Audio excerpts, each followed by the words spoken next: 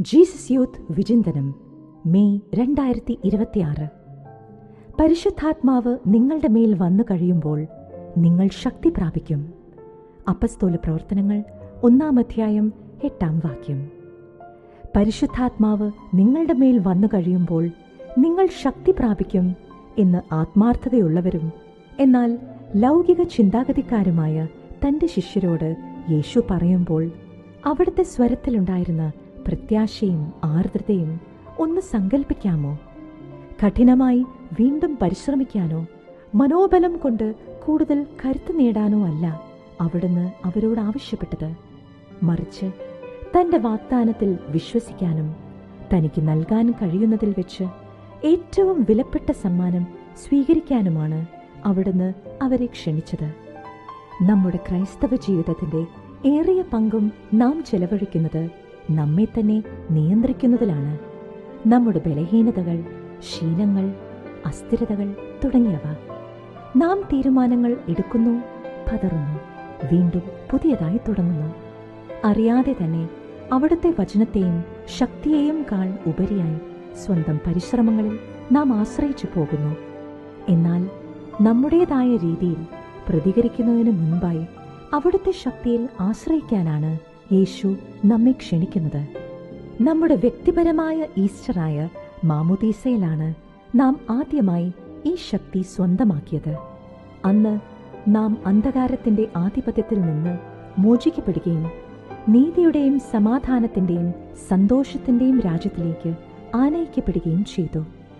മുറിച്ചു മാറ്റപ്പെട്ട ഒരു വൃക്ഷത്തെ മെല്ലെ വീണ്ടും തളിർക്കാൻ പ്രേരിപ്പിക്കുന്ന വെള്ളത്തിന്റെ ഗന്ധം പോലെ അത്യന്തം സൗമ്യമായാണ് പരിശുദ്ധാത്മാവിന്റെ ഈ ശക്തി നമ്മിൽ പ്രവർത്തിക്കുന്നത്. ജീവിതം സ്തംഭിച്ചു നിൽക്കുന്ന അവസ്ഥയിലോ ആത്മീയമായ വരൾച്ചയിലോ പോലും അവിടുത്തേക്ക് അല്പമെങ്കിലും സമർപ്പിക്കാൻ കാണിക്കുന്ന സന്നദ്ധത പ്രത്യാശയുടെ പുതിയ ചക്രവാളങ്ങൾ വിടരുന്നത് ദർശിക്കാൻ സഹായിക്കും. നാം പിതാവിന്റെ ഭവനത്തിൽ എത്തുന്നതുവരെ നമ്മിലുള്ള തന്റെ സാധ്യതകളെ പരിമിതപ്പെടുത്താൻ വിസമ്മതിക്കുന്ന ഉദാരവും അക്ഷയവുമായ ഒരു യാഥാർത്ഥ്യമാണ് അവിടുന്ന്. ഈ ശക്തിക്ക് ഒരു പേരുണ്ട്. അത് ഒരു വ്യക്തിയുമാണ്, പരിശുദ്ധാത്മാവ്. പുത്രന്റെയും പരിശുദ്ധാത്മാവിന്റെയും പ്രവർത്തനങ്ങൾ പൂർണ്ണമായും പരസ്പര ബന്ധിതമാണ്. യേശു നമ്മുടെ മധ്യസ്ഥനായി പിതാവിന്റെ മുമ്പിൽ നിൽക്കുകയും അവിടുത്തെ രക്തം നമുക്കായി യാചിക്കുകയും ചെയ്യുമ്പോൾ സഹായകനായ പരിശുദ്ധാത്മാവ് നമ്മോടൊപ്പമായിരിക്കുകയും നമ്മിൽ പ്രവർത്തിക്കുകയും ചെയ്യുന്നു. അവിടുന്ന് നമ്മുടെ മേൽ വരുന്നത് അടിച്ചേൽപ്പിക്കുന്ന ശക്തിയായല്ല, മറിച്ച് നമ്മെ പുതുക്കുന്നവനായാണ്. നമ്മുടെ സംരക്ഷകനായി നിലകൊള്ളുന്ന അവിടുന്ന് ശത്രുവിന്റെ കെണികളിൽ നിന്ന് നമ്മെ കാത്തു സൂക്ഷിക്കുകയും നമ്മുടെ ശിലാഹൃദയങ്ങളെ മാംസളമായ ഹൃദയമാക്കി മാറ്റുകയും ചെയ്യുന്നു. നമ്മുടെ ഉള്ളിലെ അവിടുത്തെ വാസം പഴയ മുറിവുകളെ കഴുകി വെടുപ്പാക്കുകയും നാം പലപ്പോഴും ചുമന്നു നടക്കുന്ന പാപത്തിന്റെ ഭാരമേറിയ സങ്കടത്തെ സൗഖ്യമാക്കുകയും ചെയ്യുന്ന ജീവദായകമായ ജലമാണ്. പ്രായോഗികമായി ഈ ശക്തി എങ്ങനെയാണ് അനുഭവപ്പെടുക?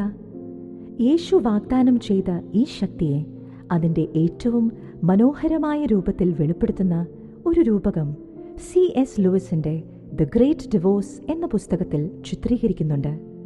തോളിൽ ചുവന്ന നിറത്തിലുള്ള ഒരു പല്ലിയുമായി സ്വർഗത്തിലെ പർവ്വത നിരകളിലേക്ക് യാത്ര ചെയ്യുന്ന ഒരു മനുഷ്യൻ. ഇടതടവില്ലാതെ ആ പല്ലി അവന്റെ കാതുകളിൽ മന്ത്രിക്കുന്നുമുണ്ട്. ഉപേക്ഷിക്കുന്നതിനുള്ള വേദന കൊണ്ട് നാം പലപ്പോഴും സഹിച്ചുകൊണ്ട് നടക്കുന്ന പാപങ്ങളുടെയും വഴിതെറ്റിയ മോഹങ്ങളുടെയും പ്രതീകമാണ് ഈ പല്ലി. ഇത് ഭീമാകാരനായ ഒരു ജന്തുവല്ല, മറിച്ച് നമ്മുടെ ചെവിയിൽ ഒഴികഴിവുകൾ മന്ത്രിക്കുകയും നമ്മുടെ ബലഹീനതകളെ സ്വന്തം നിലയിൽ നിയന്ത്രിക്കാൻ നമുക്ക് കഴിയുമെന്ന് വിശ്വസിപ്പിക്കുകയും ചെയ്യുന്ന തണുത്തതും ശല്യപ്പെടുത്തുന്നതുമായ ഒരു പരാന്നഭോജിയുടെ സാന്നിധ്യമാണ്. ഒരു മാലാഖ അതിനെ വധിക്കാൻ തയ്യാറാകുമ്പോൾ അതില്ലാതെ തനിക്ക് ജീവിക്കാനാവില്ലെന്ന ഭയത്താൽ ആ മനുഷ്യൻ മടിക്കുന്നു. എങ്കിലും ഒടുവിൽ അവൻ കീഴടങ്ങുകയും മാലാഖയെ അതിനെ പ്രഹരിക്കാൻ അനുവദിക്കുകയും ചെയ്യുന്ന നിമിഷം ഒരു അത്ഭുതം സംഭവിക്കുന്നു. ആ പല്ലി വെറുതെ ശൂന്യതയിലേക്ക് മറയുകയല്ല ചെയ്യുന്നത്, പകരം നികൃഷ്ടമായ ശീലങ്ങൾക്ക് ഊർജം പകർന്നിരുന്ന അതേ ശക്തി തന്നെ ഉയർത്തെഴുന്നേൽപ്പിക്കപ്പെടുകയും വെള്ളി വെളുപ്പ് നിറമുള്ള ഒരു ഗംഭീര കുതിരയുടെ ഉദാത്തമായ കരുത്തായി വീണ്ടെടുക്കപ്പെടുകയും ചെയ്യുന്നു. ഇപ്പോൾ ഊർജ്ജസ്വലനും കരുത്തനുമായ ആ മനുഷ്യൻ ആ കുതിരപ്പുറത്ത് ചാടിക്കയറുന്നു. ഒരിക്കൽ അവനെ തടഞ്ഞു നിർത്തിയിരുന്ന അതേ അഭിനിവേശം ഇപ്പോൾ ദൈവത്തിന്റെ ഹൃദയത്തിലേക്ക് കുതിച്ചു പായാൻ അവനെ സഹായിക്കുന്നു. നമ്മെ ശൂന്യരാക്കാനോ തളർത്താനോ അല്ല പരിശുദ്ധാത്മാവ് വരുന്നത്, മറിച്ച് നമ്മുടെ ക്രമരഹിതമായ ജീവിതങ്ങളെ പുനഃക്രമീകരിക്കാനാണ്. നമ്മുടെ പല്ലികളെ, അതായത് വഴിതെറ്റിയ വികാര തീവ്രതകളെയും മുറിവുകളെയും തഴക്കദോഷങ്ങളെയും അവിടുന്ന് ഏറ്റെടുത്ത് ആ ഊർജത്തെ വിശുദ്ധമായ തീക്ഷ്ണതയുടെയും ദൈവരാജ്യത്തിന്റെ കൃപാവരങ്ങളുടെയും കരുത്തുറ്റ കുതിരകളുമാക്കി മാറ്റുന്നു. ഈ രൂപാന്തരീകരണം നടത്താൻ പരിശുദ്ധാത്മാവിന് നാം പൂർണ്ണ സ്വാതന്ത്ര്യം നൽകാത്തതുകൊണ്ടാണ് പലപ്പോഴും സന്തോഷവും ജീവനുമില്ലാത്ത ആത്മീയ ജീവിതം നയിക്കേണ്ടി വരുന്നത്. ജഡത്തിന്റെ പ്രേരണകളെക്കാൾ ഉപരിയായി പരിശുദ്ധാത്മാവിന്റെ പ്രചോദനങ്ങളെ നാം അനുസരിക്കുമ്പോൾ നമ്മുടെ സ്വഭാവം രൂപാന്തരപ്പെടുന്നു. വിശുദ്ധി സാധ്യമാണെന്ന് നാം വിശ്വസിച്ചു തുടങ്ങുന്നു.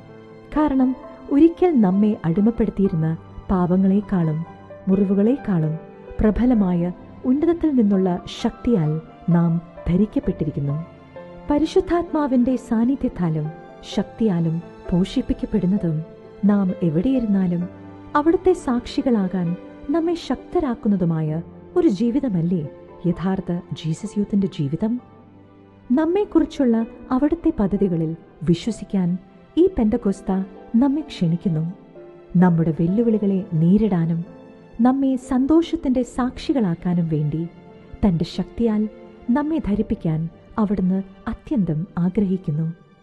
ഈ പെന്തക്കോസ്തയ്ക്കായി ഒരുങ്ങുമ്പോൾ നിങ്ങൾക്കായുള്ള അവിടുത്തെ പദ്ധതികളിൽ വിശ്വസിക്കുക.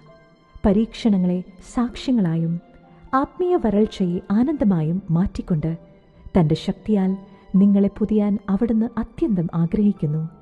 അവിടുത്തെ ശക്തിക്കും വഴികൾക്കും ഇന്ന് കൂടുതൽ ആഴമേറിയ ഒരു ആമേൻ പറയാൻ നിങ്ങൾക്കാകുമോ?